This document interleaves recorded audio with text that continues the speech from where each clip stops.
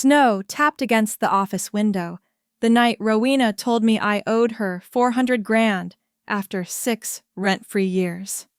Fletcher Alden, or 48, internal controller, staring at the cold glow of the fluorescent lights while my old hand x-ray lay untouched on the desk. Ever had one moment make you question who really holds the keys in your family?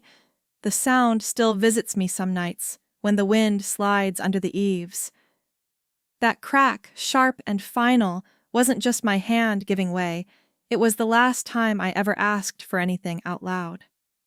Fall in New England has a way of amplifying every noise. The house seemed to groan along with my bones that night, its old beams sighing under the push of October wind. Wet leaves clung to the steps outside, releasing that earthy, sweet rot every time the door opened, and smoke from some neighbor's chimney hung low enough to make the air taste faintly of ash. I was 17, then sitting at the far end of the dining table while Rowena preened over her plate, cutting into a tender steak that bled just enough to look expensive. My own plate was bare, but for a slice of toast cold and limp, a dab of butter starting to harden along its edge. Celia, my mother, floated between the stove and Rowena, like a polite ghost, asking if the asparagus was crisp enough while ignoring the way my stomach growled. Gareth. My father didn't speak until I muttered something quiet, not even looking up about how the table felt like 2 different worlds. That was enough. His chair scraped deliberate, and before I could back away, his hand closed around my wrist. He didn't shout. He never did when it mattered. The hammer from the junk drawer came down like punctuation, and all I remember after the second strike is the antiseptic sting of a wet rag pressed into my palm while the room spun. Rowena kept chewing, head tilted, offering a half smile, like she was watching a scene on TV. Celia's only words after the noise stopped were to remind Rowena to finish her vegetables. I learned more from that silence than any lecture learned how not to flinch, how not to speak, how to make myself invisible. Some families teach their kids to ride bikes or drive stick. Mine taught me to study every pattern, every weak spot, and wait. By the time I was packing to leave Boston years later, that x-ray, the one they never paid to fix, the one I stared at in some urgent care hallway, while my hand ballooned purple, was still in the same manila folder. The edges had curled the film itself, clouded slightly, but when I slid it from the drawer, it still felt heavier than paper should. The wind outside rattled the windows, the house groaning like it had back then. I set the folder on top of my duffel, sat on the edge of the bed, and let my fingers trace the warped outline of those bones. They trembled once, then stilled. I didn't tell anyone I was leaving, not even Rowena, who by then had turned the family name into a kind of currency in Boston's social circles. I slipped out at dawn, the sky a pale smear above the roofs, the air biting enough to make every breath sting. The porch boards moaned as I stepped over them, same as they had when I was 17, but this time I didn't stop or look back. That folder pressed against my side as I walked to the waiting cab, its weight a reminder, a map, maybe even a key. I couldn't name it, then couldn't say what I'd do with it, only that I would never throw it away. I climbed into the cab, the driver glancing at my bandaged fingers as I adjusted my bag, but he didn't ask questions. Most people don't if you keep your voice even and your eyes forward. The house shrank in the rearview mirror, its windows glinting dull gold in the early sun. For the first time in years, I felt lighter than the bag at my feet. I didn't know it then, not fully, but that broken hand would one day turn the key on this entire house in a way none of them could imagine. Rowena's voice slid through the phone like winter air, smooth at first, then sharp enough to sting. "You'll cover the renovation? 400,000. Family first right." She let the silence stretch as if I'd forgotten she'd been living rent-free in that house for 6 years, as if I owed her more than I already had. Outside my office window, Boston's streets looked washed in gray slush, headlights smeared by mist, but her tone somehow felt colder than the air leaking through the old pane. I didn't answer right away. The fluorescent tubes above me buzzed, faintly flickering once before steadying their hum, almost masking the sound of the printer grinding through another stack of end-of-year reports. On the edge of my desk beneath a coaster ring sat a crumpled 401k statement I'd meant to toss its numbers circled in red by Merritt the week before. "Something's off," he'd said in that slow, heavy tone of his, the one that made you lean closer. "Check the fund allocations." Quietly. Rowena sighed into the receiver, her breath audible like a fogging window. "Don't make this difficult, Fletch. You're the only one with any real income now. Mom and Dad are stretched, and this house has our name on it. You can afford it." She said it like a fact, the same way Celia's emails always did. Polished, polite threats lines about how family unity is priceless tucked between reminders of holiday invitations I'd missed. Their words dripped sugar, but the aftertaste was always rust. I placed the phone face down on the desk, her voice muffled but still bleeding through. The office smelled like burnt coffee and toner, a scent that clung no matter how often the janitor scrubbed the counters. Merritt shuffled in without knocking a stack of reports in his hand, his breath visible in the cold draft from the window crack. He didn't ask who was on the line. One look at my face, and he muttered, "Still squeezing you dry, huh?" I nodded once, sliding the 401k statement toward him. "You still think something's there?" He tapped the red circle with a thick finger. "I know there is. Just don't broadcast it. Get your copies. Don't leave trails you can't burn." He placed a folded sticky note on top, 2 numbers, 1 mine, 1 his, and left without waiting for a reply. The printer whirred again, spitting out another sheet. This one, a default notice I'd pulled from the pile Rowena left on the kitchen counter last week. Bold letters read, "Final notice. Alden Property Trust. $18,000 past due. So much for their perfect facade, all the dinner parties and staged charity photos Rowena loved to post." I slipped the notice into a plain folder with the others, the weight of paper building, like a secret ledger no one but me would balance. The fluorescent light overhead flickered again, drawing my eyes upward.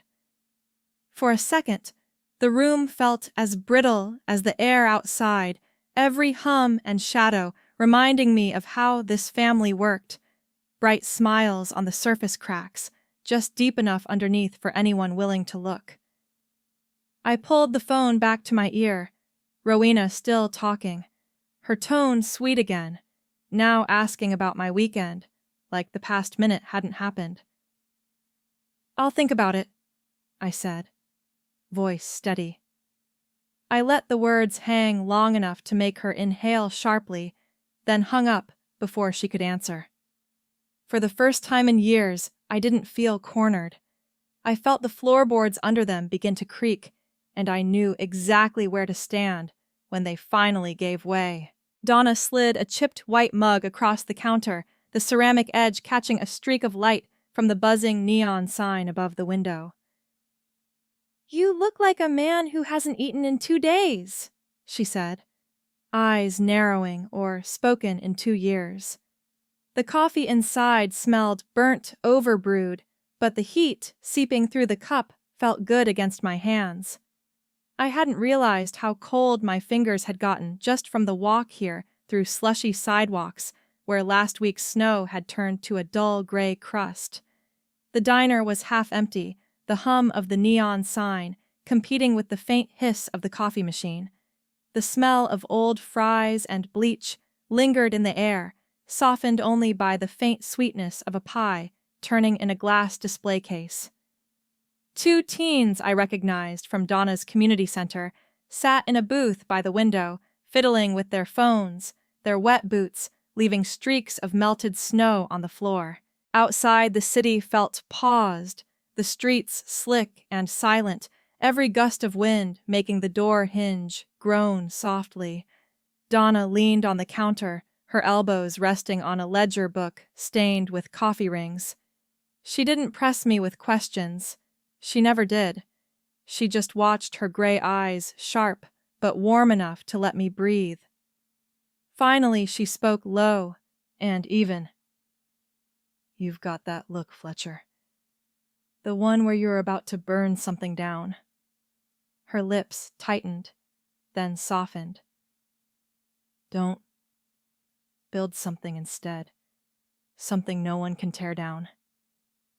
Her words landed heavier than I expected, pressing through the static in my head like the neon buzz overhead. I took a sip of the coffee, bitter scalding, and stared at the condensation running down the diner window, tracing lines like paths I hadn't walked yet. Donna reached into her coat pocket and slid a yellow sticky note toward me. "Call this guy. City-backed program for first-time property buyers. They don't advertise it much, but it's there if you've got a purpose." Which, by the look of you, you do. I picked up the note, the paper soft and warm from her pocket. My fingers traced the crease down the middle, as if it were a hinge, something waiting to open. I didn't say thank you. Donna hated that word when it felt too small. Instead, I nodded and slipped the note into my wallet behind an old train ticket I hadn't thrown out from my years in New York. Maybe it was my way of keeping reminders of the paths I'd survived. We sat in silence for a while, the teens laughing at something on their screens, the smell of the lukewarm burger in front of me going from tempting to dull as the minutes passed. Donna refilled my mug without asking, the liquid rippling as the neon sign buzzed louder for a moment, then faded back to its usual hum. She finally said, "Whatever Rowena's pulling, don't meet her where she's loud. Stay quiet, stack your bricks. One day she'll realize the wall isn't hers anymore." As if on cue, my phone buzzed against the counter, making the silverware tremble slightly. A message flashed across the screen, Rowena's name glowing cold blue. "If you won't pay, I'll make Boston hate you." The words sat there bright against the dim diner light as Donna's eyes flicked to the screen and back to me. She didn't comment, just pushed the coffee toward me again. I wrapped my hand around the mug, the heat grounding me, the sticky note pressing against my palm through my wallet. For the first time in a while, I didn't feel like running or fighting. I felt like building slowly, silently, until the ground beneath them shifted on its own. The X-ray landed in the trash with a sound softer than I expected, a flat, dull slap against the plastic bag. Rowena stood over the can, her lips curled like she'd just dropped a receipt she didn't need. "You're still carrying this around. Honestly, Fletcher, it's pathetic. You're obsessed with your old wounds like they're medals." Her tone was syrup sweet, but the corners of her smile were knives. The Alden house felt colder than it had in years, though the thermostat blinked its usual number. Outside, dry leaves scraped along the porch, with each gust, the brittle sound slipping through the draft under the back door. The air smelled of dust and something metallic, like the tang that lingers after a battery leaks. My breath fogged faintly when I exhaled a reminder that this place didn't warm up for me, not anymore. On the kitchen counter, a half-crumpled HOA fee invoice lay under a chipped saucer. The bold red print showed past due. The edges bent, like someone had tried to hide it, but gave up. Rowena didn't glance at it. She just leaned against the fridge, sipping from a glass of water, as if the room didn't hum with tension. Celia stood near the window, fingers wrapped around a mug of steaming tea. Her shoulders relaxed her face, a mask of polite detachment. She didn't look at me. She didn't look at Rowena. She just stared at the frost creeping along the glass, while steam curled into the cold air. When Rowena spoke again, "Maybe it's time you let the past rot with all the other junk you hoard." Celia lifted the mug to her lips, saying nothing. Her silence, as always, landed heavier than words. I crouched to pick up what Rowena hadn't noticed, the sliver of cardboard from the X-ray's frame, its edge rough where the backing had split. I slid it into the inside pocket of my coat, feeling the scrape against my knuckles, the faint sting oddly grounding. I didn't argue. I didn't defend the folder or myself. There was nothing I could say in this house that anyone wanted to hear. Rowena's heels clicked once on the tile as she moved past me. "Winter's coming fast." "Fletcher, if you can't step up for the family now, don't bother coming back when the pipes burst." She let the words hang like frost in the air before disappearing into the hallway. The refrigerator hummed louder in the silence she left behind, a mechanical heartbeat filling the space. I stepped toward the back door, hand resting on the cool brass knob. The leaves outside rustled again, a dry whisper against the porch boards. I whispered back, voice low enough to vanish in the hum of the fridge. "Let them laugh. I'll change the locks before winter's over." The words felt more like a promise to myself than a threat. The first steady thing I'd said aloud in months. Just as I opened the door, my phone buzzed in my coat pocket. The vibration was sharp against my ribs. I pulled it out, the glow of the screen lighting up the dim kitchen. An email notification sat at the top, the subject line clear, even before I opened it. Retirement fund audit cleared. "You're covered." Merit. The door frame creaked as I leaned against it, cold air seeping around the edges. The steam from Celia's mug still curled in the corner of my vision, mingling with the faint fog of my own breath. I didn't smile, but I did feel something shift just slightly, like the house itself had loosened its grip on me. The boardroom smelled of paper and nerves, two things I'd learned to trust more than people. The air was dry, heated, just enough to keep the frost from gathering on the window panes, though I could still see it creeping along the edges of the glass in a thin white lace. Beyond the windows, snow fell in soft, muffled flakes, blanketing Boston's streets in silence. Inside, the only sounds were the faint hum of the vents and the shuffling of papers as the board members prepared for whatever I was about to lay in front of them. Merritt stood beside me near the end of the heavy oak table, his coat still damp from the walk, in a faint smudge of ink, darkening his cuff where he'd jotted last-minute notes. He didn't speak, but as I slipped the folded bank statement from my portfolio, he brushed my palm with a smaller piece of paper, a handwritten note in his cramped script. "Make copies. Don't raise your voice." It was advice or maybe a command. Either way, it steadied me. I laid out the documents slowly, not theatrically, just enough for each board member to see the line items, the transfers that shouldn't exist, the phantom maintenance fees draining from the employees' 401k accounts into a shell account tied to one of our consultants. I didn't explain the math. I let the numbers and signatures do the talking, the columns of red ink speaking louder than I ever could. A few of the directors shifted in their chairs, their eyes flicking from the papers to each other, then back to me.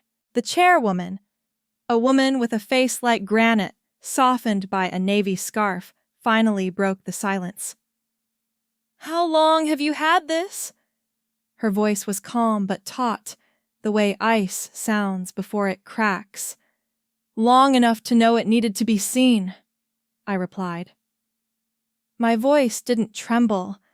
Merritt's note was still folded under my thumb, grounding me with its scratchy edge.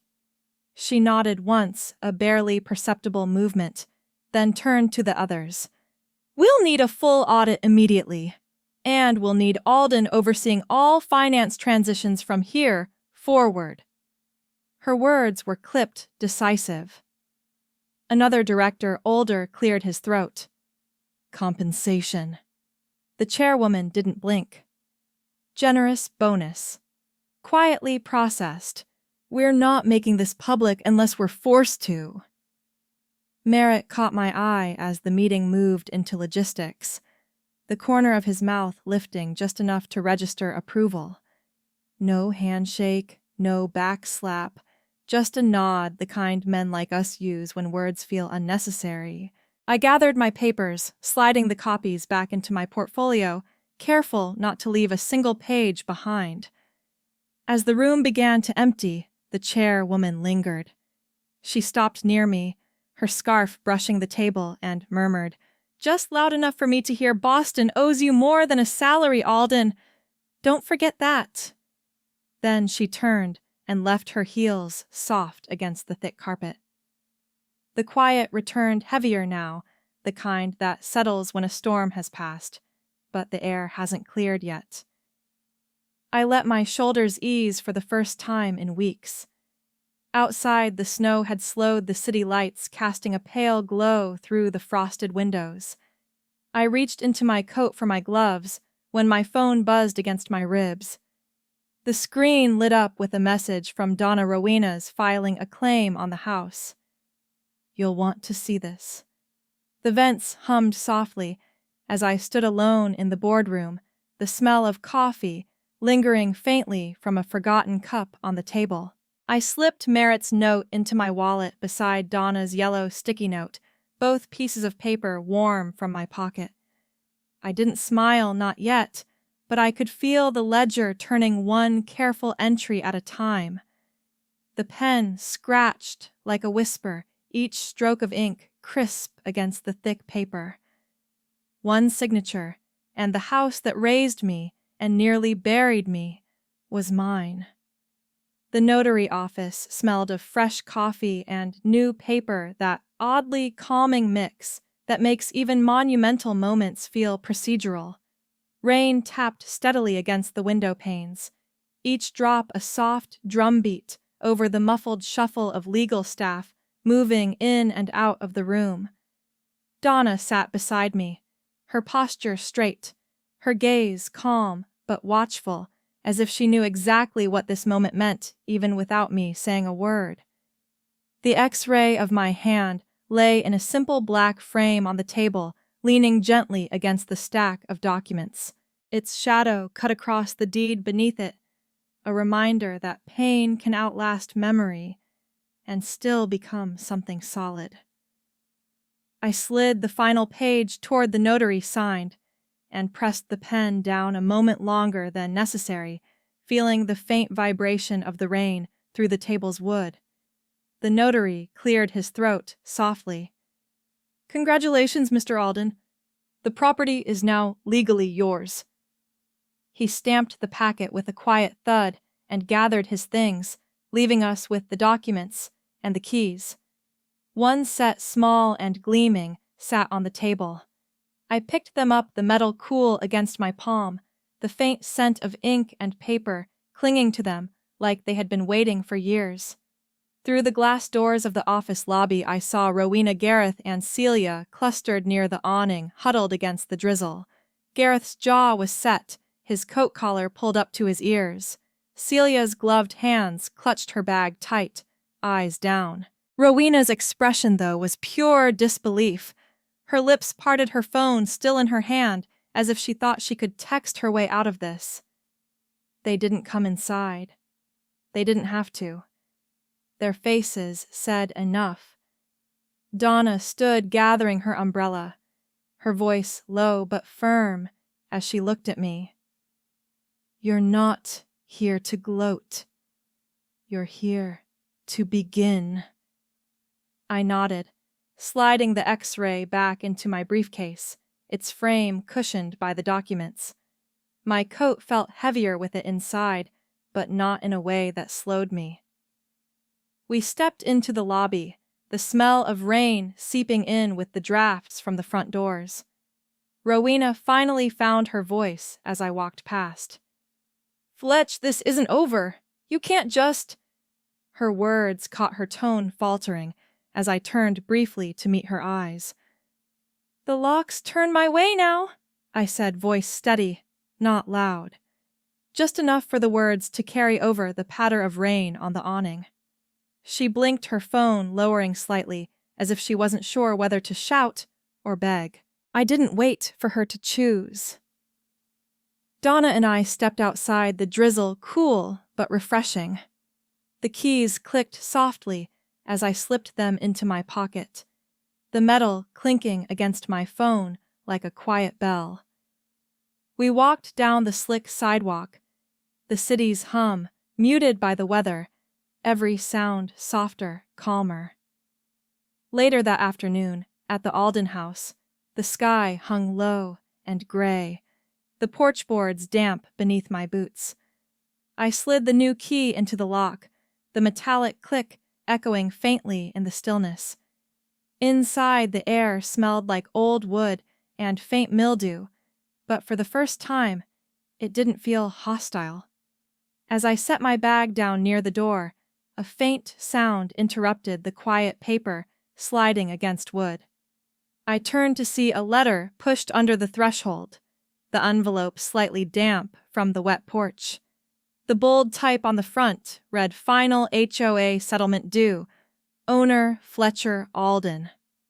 I bent down, picked it up, and felt a slow, unexpected smile tug at my lips. For once, the responsibility was mine, and mine alone. The rain softened outside, dripping from the gutters in a slow rhythm. The house was silent, except for the settling creak of its beams, almost like it was exhaling. I stood there a moment longer, keys warm in my pocket, the X-ray resting in my case by the door, and felt the shift fully settle in. The locks had turned, and so had everything else. The air smelled of sawdust and slow jazz the first time this house didn't reek of fear. The old pine floors, half sanded and pale against their darker edges, caught the evening light filtering through the windows. Portable work lamps threw warm pools of yellow across the walls, where fresh primer covered years of grime and shadow. The dusty radio, perched on a paint-splattered stool, hummed out a lazy trumpet line, soft enough to mingle with the faint scrape of sandpaper and the occasional thud of a hammer. Donna stood near the fireplace, her sleeves rolled past her elbows, despite the chill, a strip of painter's tape stuck to the back of one hand. She lifted the framed X-ray, the one I'd carried for years like a burden, and set it gently on the mantel. "Temporary," she said, glancing at me. "It'll get a proper spot once the center opens. But for now, let it watch us work." Her voice was matter-of-fact, but there was a softness beneath it, the kind she rarely let through. Merritt, kneeling by the front window, tightened a hinge with a screwdriver, his breath steady, his movements careful, as if the house might spook if handled too roughly. The two teen volunteers from Donna's center shuffled between rooms with buckets and brushes, laughing quietly, their sneakers squeaking on the sanded boards. For once, the sound of laughter didn't feel out of place here. It filled the gaps where dread used to live. I ran my fingers along the edge of the mantel, feeling the grain of the new wood where it met the old. The X-ray's glass was cool when I touched it, my fingertip tracing the faint lines of bone, the fractures healed, but crooked. There was no anger in the touch, this time, no flash of memory sharp enough to bite. Just a steady recognition. This was part of the story, but not the whole of it anymore. Donna leaned back, wiping a streak of dust from her forehead with her sleeve. "You know," she said, nodding toward the X-ray, "most people would have trashed that a long time ago, or buried it in some drawer. You're letting it hang in the open. That's not revenge, Fletcher. That's rebirth." The word hung there, settling into the warm air like the last note of the trumpet line. I nodded, not because I needed the affirmation, but because it was true. Outside through the wide front window, I caught a glimpse of Rowena standing across the street. Her coat collar was pulled up, her arms wrapped tight around herself. She didn't shout, didn't cross the street, didn't even meet my eyes for more than a second before looking away. Her presence was just a shadow, a reminder of what used to loom large and now barely lingered. Merritt switched off his screwdriver and stood stretching his back. "Floors will be done by next week. Then it's paint fixtures and we can start moving the furniture in. This place'll breathe again." His tone wasn't hopeful or sentimental, just certain, like he was reading a forecast he trusted. I crouched near the work table to pick up some scattered papers when a single sheet slid free and fluttered to the floor. I caught it before it hit the dust, turning it over in my hands. An invitation draft, edges smudged with graphite. Alden Community Center, grand opening spring 2024. The words were bold but simple, the kind of text that didn't need flourish because the fact of it was enough. I placed it back on the stack, smoothing the creases with my palm. The house settled around us as the radio faded into another song, the soft hiss of a brush on wood filling the quiet. I stood again, touching the X-ray's frame one more time, feeling its cool surface ground me. No anger, no bitterness, just resolve. The kind you can build walls and rooms and whole futures on. Behind me, the invitation's corner lifted slightly in the warm draft from a floor vent, the stamped date catching the lamplight like a small, steady beacon. Spring wasn't far, and neither was everything this place was about to become. For the first time, everyone who stepped inside the Alden house was invited to stay and to eat. The spring air drifted through the open windows, carrying the scent of fresh flowers from the planters along the porch and the savory smoke of steaks sizzling on the outdoor grills. Light chatter and bursts of laughter blended with the mellow notes of a jazz trio set up near the entrance, their saxophone and upright bass rolling through the halls as easily as the sunlight spilling across the newly polished floors. Donna stood beside me in the main hall, her hand steady as she mounted the framed X-ray on the freshly painted wall. Beneath it, a brass plaque gleamed softly, the engraved words catching the afternoon light. "Resilience lives here." The glass of the frame reflected the golden tones of the room, turning the crooked bones inside into something almost luminous. "There," Donna said, stepping back to admire it. Not hidden in a drawer, not hung as a trophy, just a reminder. Her voice held that quiet pride she saved for the rare moments when she let her guard down. Families from the neighborhood filled the space, kids chasing each other between tables, volunteers arranging bouquets of wildflowers in jars, Merritt laughing softly with a group of parents near the buffet line. The house, once a cage, now buzzed with life in a way I'd never thought possible when I was 17, clutching a rag to my broken hand in the basement. The walls, repainted in soft creams and pale blues, reflected the light in a way that made even the old beams feel new. I stood behind a long table set with steaming plates, each one holding a seared steak, roasted vegetables, and warm bread. It was deliberate. Every guest got the kind of meal I'd been denied all those years. As I passed a plate to one of Donna's teen volunteers, I caught the scent of the charred edges and the butter melting over the meat. It smelled like defiance and comfort all at once, and seeing people smile as they took their portions made it feel less like indulgence and more like reclamation. Outside through the wide front windows, I noticed Rowena and our parents across the street. They weren't dressed for the occasion, and they weren't invited.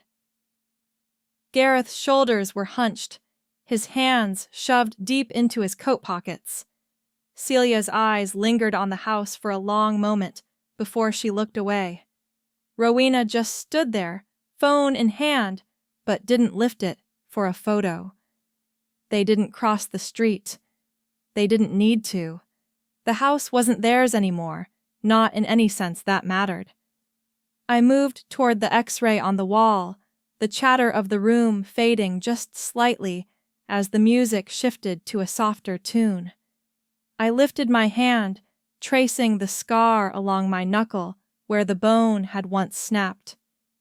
The skin was smooth now, paler than the rest, but it still caught the light differently. I smiled, not with triumph, but with something steadier, something that felt like release. "They broke my bones," I whispered, voice low enough to be swallowed by the hum of the bass, not my will. Donna caught my eye as she poured glasses of iced tea for a group of guests. She didn't say anything, but the look she gave me, a nod, slow and deliberate, was enough. The smell of barbecue smoke drifted in again, mingling with the faint floral sweetness from the open doors. Kids laughed near the entryway, a mother clapped in rhythm with the music, and the house itself seemed to breathe every beam and board, humming with a life it hadn't known in decades. I looked around the hall at the people gathered at the sunlight glinting off the X-ray's frame, at the walls that no longer carried whispers, but music. For the first time, the Alden house didn't belong to a family. It belonged to everyone. As the sun dipped behind the city, its last rays brushed across the hall, glinting off the framed X-ray, now steady and whole on the wall. The crooked bones no longer felt like scars, just proof of what can endure and heal. I realized this house, and I had been rebuilt not for revenge, but for something better. Sometimes bridges have to collapse so we can learn which ones are worth rebuilding. For anyone facing a loss, a layoff, or a family rift, know that a second chance can take shapes you never imagined. Has life ever handed you a second chance in disguise? Share your story or tell us if you'd like to hear more like this.